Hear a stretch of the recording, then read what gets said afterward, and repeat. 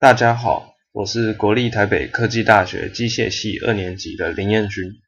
现在要简报的是电脑辅助制图课所设计的一体成型件。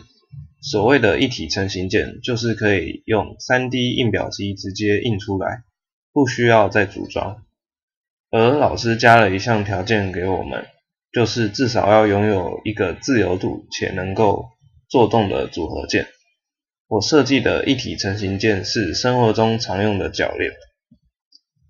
灵感发想为老师在上课时跟我们举例，铰链是生活上常用的组合件，加上它是可以一体成型列印出来，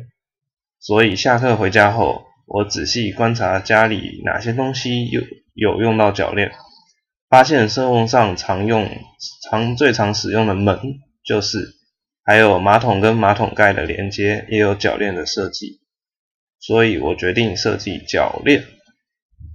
这是铰链的设计过程，总共有10个步骤，最主要是2块板子上设计成铰链的样子，最后再组合在一起成为组合件。设计的过程最要注意的是公差的问题，如果公差没设计好，最后印出来就会失败成为板差，之后就能拿去 3D 印表机印出成品来了。谢谢大家。